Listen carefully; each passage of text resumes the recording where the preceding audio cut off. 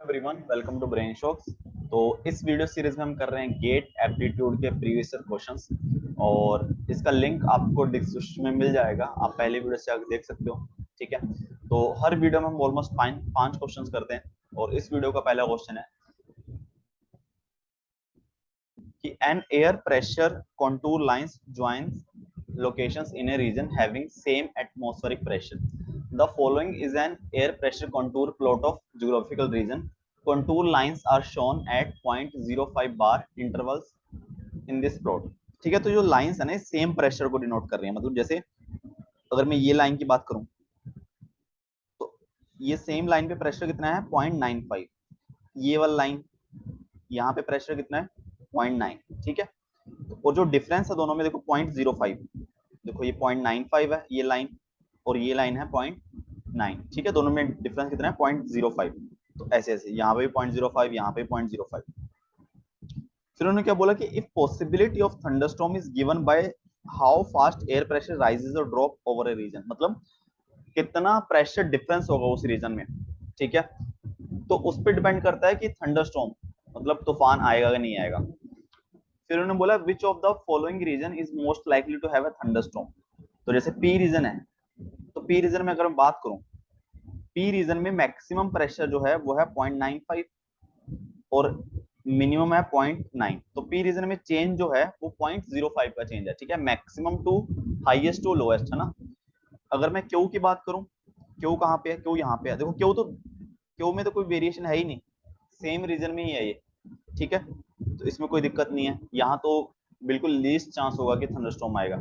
अगर आर की मैं बात करूं, आर में देखो नंबर ऑफ लाइंस कितनी है। देखो ये नंबर ऑफ ये लाइन होगी 0.95 वाली, ये होगी 0.85 वाली, ये 0.8 वाली, ये 0.75, ये 0.7, 0.65। देखो डिफरेंस देखो। ठीक है, प्रेशर का तो आर में चांसेस है पी और क्यू से ज्यादा। एस को देखते हैं, एस को देखेंगे अगर एस में भी देख लो ओनली एक ही लाइन है, तो सबसे ज्यादा दिक्कत कहाँ पे होगी आर में। आर में सबसे ज्यादा चांस है तूफान आने का, बिकॉज प्रेशर डिफरेंस बहुत ज्यादा है आर रीजन में। नेक्स्ट क्वेश्चन है कि x is a 30 digit number starting with digit 4 and followed by digit 7, then number x cube will have. देखो डिजिट वाला क्वेश्चन है, इसमें दो चीजें हैं। लोग के कंसेप्ट से कर सकते हैं, यहाँ पर थोड़ा हिट एंड ट्रायल। तो सबसे पहले अगर बात करें तो दो चीजें ऐसी हैं कि या तो आप कैलकुलेटर यूज करोगे या नहीं। तो ये नंबर जो है 4777 अप टू 30 डिजिट्स। ठीक है, तो ये देख लो कि अगर मैं इसको हम 4.7 इंटू 10 रेज टू पावर, मैं क्या करता हूँ पहले ओनली 4.47000 लेता हूँ। तो इसको मैं लिख सकता हूँ 4.7 इंटू 10 रेज टू पावर 29। ठीक है, ये नंबर। फिर इससे अगला 4.8 इंटू 10 रेज टू पावर 29, ये ले लेता हूँ। ठीक है, एक बार ये, क्योंकि ये जो नंबर है हमारा ये इन दोनों के बीच में आएगा। ठीक है, तो कैलकुलेटर से इसका क्यूब ले लेते हैं। अगर आप कैलकुलेटर से लेना पड़ेगा 4.7 का, अगर विदाउट कैलकुलेटर अवेलेबल नहीं है किसी एग्जाम में तो फिर वैसे ही लेना पड़ेगा। तो ये जो आएगा 4.7 का क्या होगा 103.823 इंटू यह आ जाएगा 10 रेज टू पावर 29 की पावर 3 87। और 4.8 का क्यूब जो आएगा वो आएगा 110.592 इंटू 10 रेज टू पावर 87। ठीक है, तो इस ये कितने डिजिट हो जाएंगे अगर आप इसको ऐसे लिखो और अच्छे तरीके से समझना है तो 103.823 into 10 raise to power 86, 80 sorry 4 है ना, इसको भी वैसा लिख लो।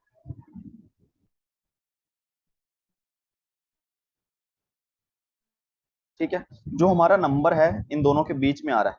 ठीक है, इसका भी अगर मैं क्यूब कर रहा हूं तो इसके 6 डिजिट इंटू यहाँ 10 to the power 84, 6 + 84 90 डिजिट्स, इसके भी 90। ठीक है, तो ऑब्वियसली अगर मैं इसको भी क्यूब करूंगा तो क्या आने वाला है 90 डिजिट ही आने वाले हैं। ठीक है, और थोड़ा अप्रोक्सीमेट करके देखना, ठीक है। वो डिपेंड करेगा, जो भी हम तरीका कर रहे हैं वो क्वेश्चन पे डिपेंड करेगा और ऑप्शंस कैसे हैं, ठीक है। कि हम थोड़ा और इसको अगर हम लिखें कि 4 ले लें, 4 इंटू 10⁻29, बिल्कुल ही जो हमारे लिए इजी हो जाए। या फिर इसके नेक्स्ट मैं 5 ले लूं, 5 इंटू 10⁻29, ठीक है। तो यहां से हम थोड़ा आइडिया लगाने की कोशिश करेंगे। 4 की पावर 3 हो जाएगा 64, 64 इंटू 10⁻87। तो यहाँ पे 64 दो डिजिट इंटू 10⁻87 है, 2 प्लस 87 कितना आ गया, 89। यहाँ पे आएगा 125 इंटू 10⁻87, तो इसके डिजिट हो गए 90, ठीक है।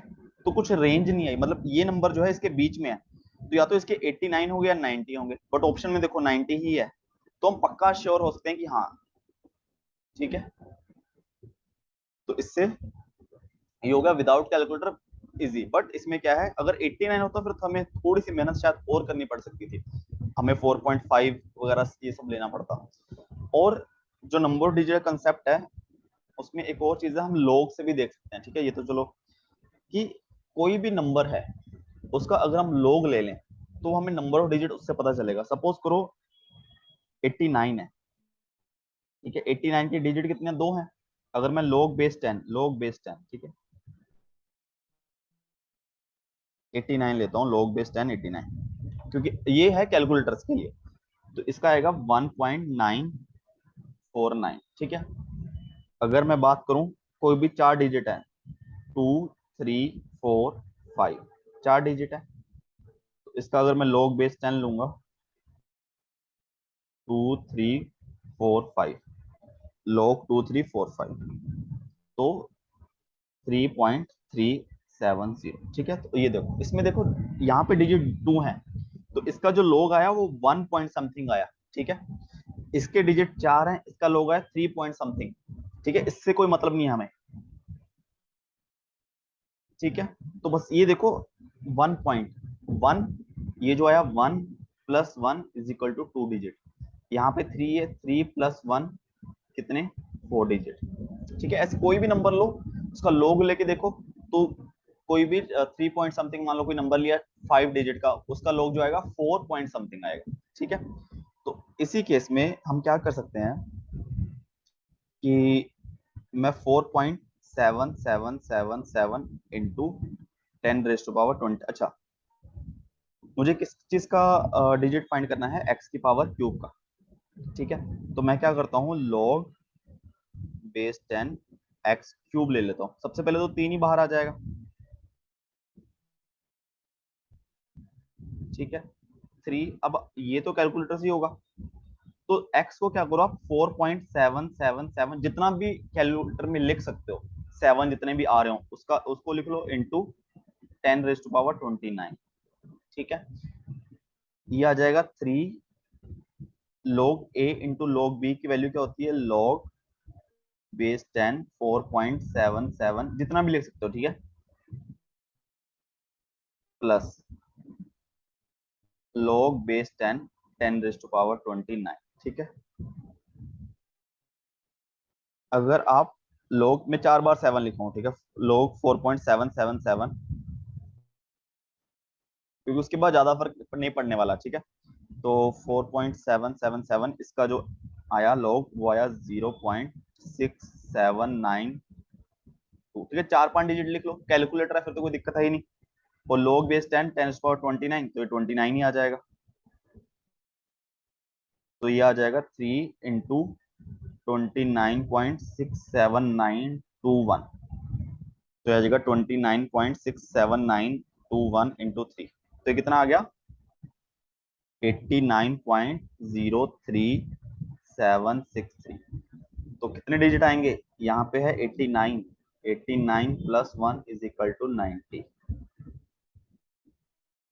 ठीक है। तो किस जितने तरीके से, 3 4 तरीके से क्वेश्चन हो सकता है, ये डिपेंड करता है अपने ऑप्शन पे, कैलकुलेटर है या नहीं है, उस हिसाब से प्रोसीड कर सकते हो, ठीक है। नेक्स्ट क्वेश्चन जो है 223, there are 3 boxes, one contains apples, another contains oranges, and the last contains both apple and oranges.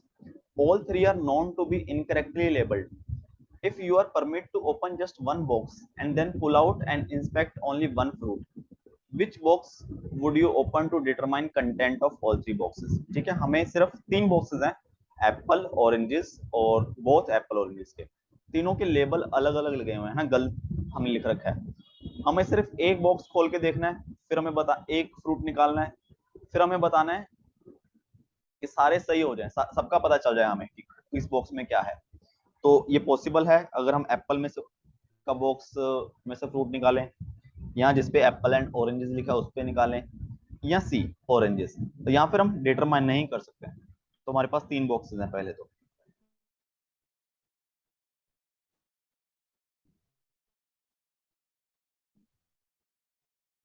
ठीक है, अब यहाँ पे इस पे क्या लिखा हुआ है, इस पे लिखा हुआ है एप्पल, कि भाई इसमें तो एप्पल है, तो बट हमें पता है कि इसमें एप्पल नहीं है।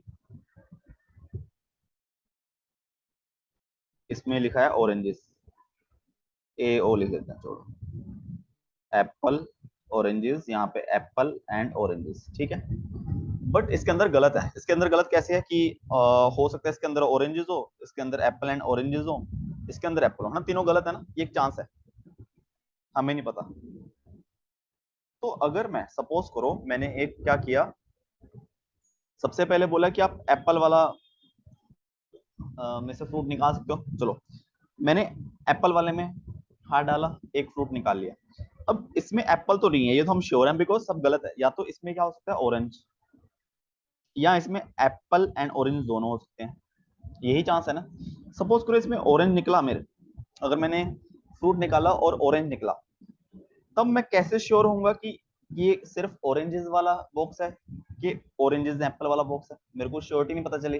ठीक है, अगर इसमें एप्पल निकलता है, एप्पल वाले बॉक्स में ही एप्पल निकलता है, तो मैं क्या समझूंगा क्योंकि सिर्फ एप्पल तो हो नहीं सकता बिकॉज लेबल गलत लगा है, तो इसका मतलब ऑरेंजेस एप्पल होगा। उस केस में मुझे पता चल जाएगा, बट 100% श्योरिटी नहीं है, क्योंकि अगर ऑरेंज निकल गया तो दिक्कत हो जाएगी, मैं कंफ्यूज हो जाऊंगा कि ये ओनली ऑरेंजेस है या एप्पल एंड ऑरेंजेस है। ठीक है, तो ये नहीं हो सकता।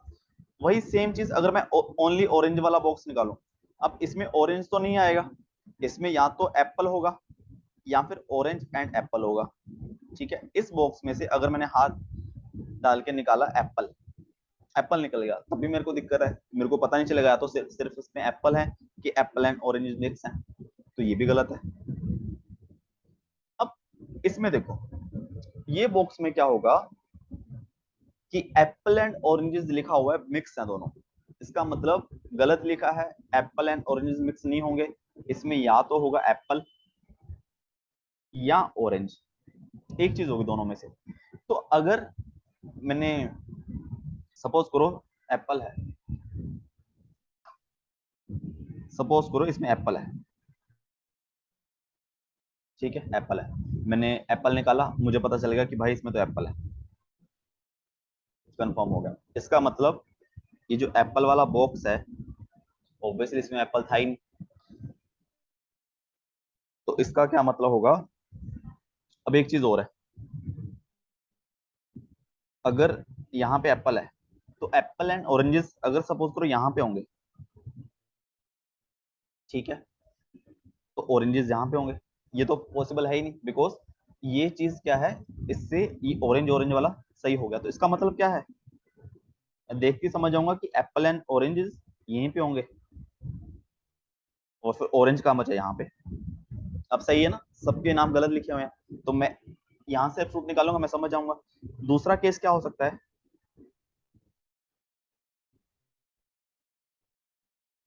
इसमें ऑरेंज हो, मैंने फ्रूट निकाला ऑरेंज निकल गया, तो मैं समझ गया इसमें एप्पल एंड ऑरेंज तो नहीं है, तो मैं सपोज करूंगा कि मुझे क्या पता चल जाएगा कि एप्पल एंड ऑरेंज या तो यहाँ पे होंगे और फिर एप्पल यहाँ पे होगा, ये कॉम्बिनेशन बन जाएगा। देखो, क्योंकि एप्पल एंड ऑरेंजेस यहाँ तो नहीं हो सकते बिकॉज यहाँ पे होता तो एप्पल यहाँ पे होगा, जो कि एप्पल एप्पल हो जाएगा, वो गलत हो जाएगा। ठीक है, तो अगर मैं एप्पल एंड ऑरेंज वाला बॉक्स खोलूंगा, मुझे पता चल जाएगा कि हाँ भाई क्या क्या सीन है, कहाँ पे सही फ्रूट पड़े हैं। ठीक है,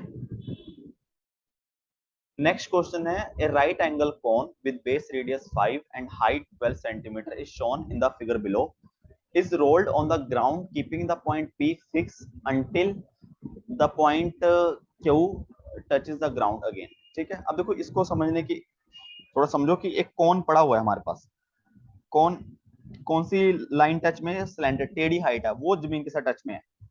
ये पॉइंट पी फिक्स है।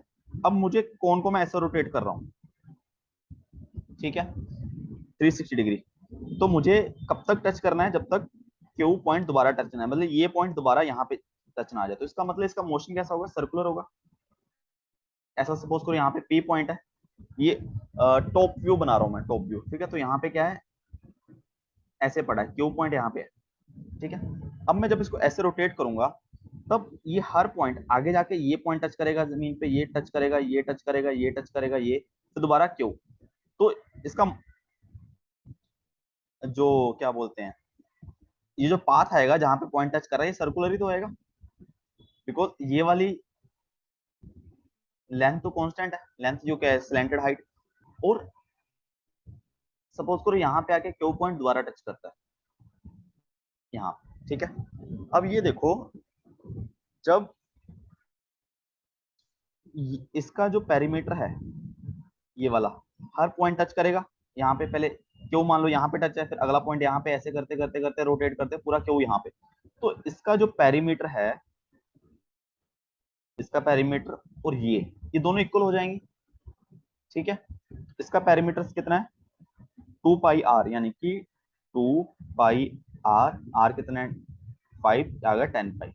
मतलब ये वाली लेंथ कितनी आ गई, ये आर की लेंथ आ गई 10 पाई।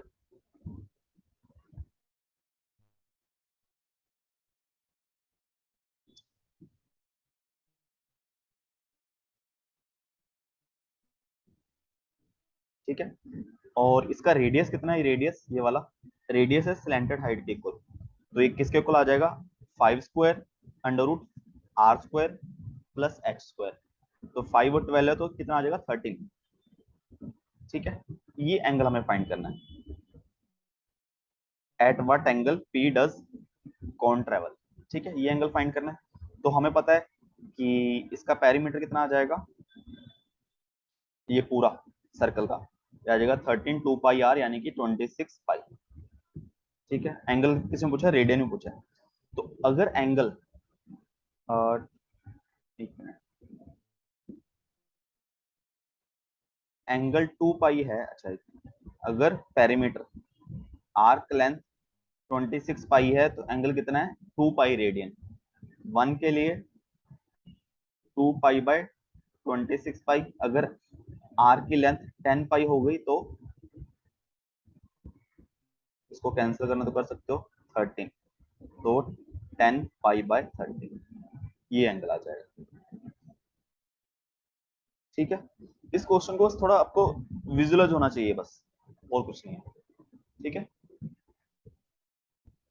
लास्ट क्वेश्चन है इस वीडियो का, P Q R talk about S car collection. S की कार कलेक्शन के बारे में बात करते हैं, P Q R.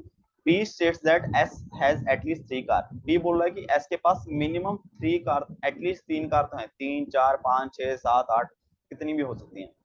Q believes that S has less than 3 car. Q कहता है कि एस के पास 3 से कम कार हैं, मतलब 3 से कम हो गया 2 1 0।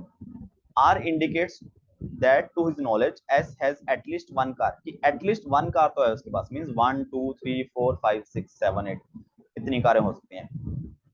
only one of P Q R is right, number of cars owned by S, only एक बंदा सही है, बाकी दोनों गलत है। तो देखो, अगर सपोज करो मैं बोल रहा हूँ कि P सही है,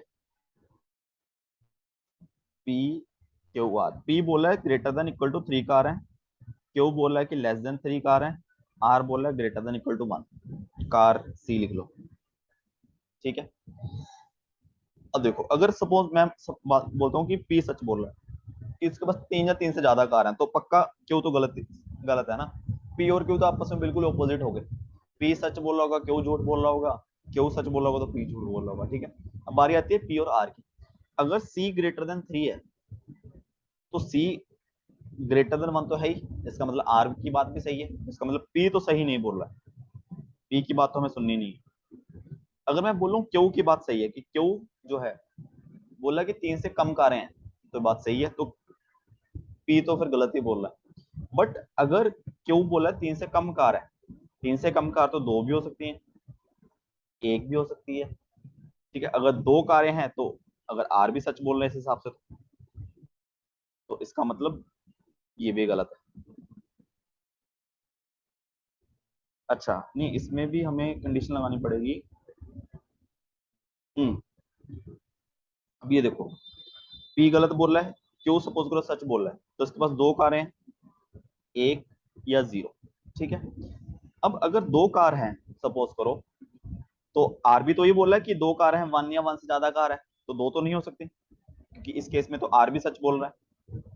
अगर मैं बोलूं एक कार है, एक कार है, क्यों सच बोल रहा है कि तीन से कम हो गई, तो आर भी तो सही बोल रहा है कि एटलीस्ट एक कार तो है, तो ये भी गलत है। अगर मैं बोलूं जीरो कार है, कोई कार ही नहीं है उसके पास, वो फालतू में बस बोलता रहता है कि मेरे पास बहुत सारी कारें हैं, अगर जीरो कार है, जीरो जीरो कार है, तो क्या पी सही नहीं है? पी बोल रहा है तीन से ज्यादा कार है, तो पी सही नहीं है, पी गलत बोल रहा है। क्यों क्या बोल रहा है तीन से कम कारें हैं, तो क्यों सच बोल रहा है। आर बोल रहा है कि एक से ज्यादा कार है, एक या एक से ज्यादा कार है, तो आर भी गलत बोल रहा है क्योंकि जीरो कार है, तो इसका आंसर आ जाएगा जीरो, ऑप्शन ए। ठीक है, तो ये पांच क्वेश्चन हमारे कंप्लीट हो चुके हैं। इसमें किसी भी क्वेश्चन में डाउट हो तो नीचे कमेंट कर सकते हो, टेलीग्राम ग्रुप का लिंक दिया हुआ है वो ज्वाइन करके वहां पे पूछ लेना, नोट्स आपको लिंक ट्री से मिल जाएंगे। ठीक है, इस वीडियो से कुछ सीखा हो तो प्लीज लाइक करना, अपने दोस्त का शेयर करना एंड चैनल को सब्सक्राइब करना। Thank you so much.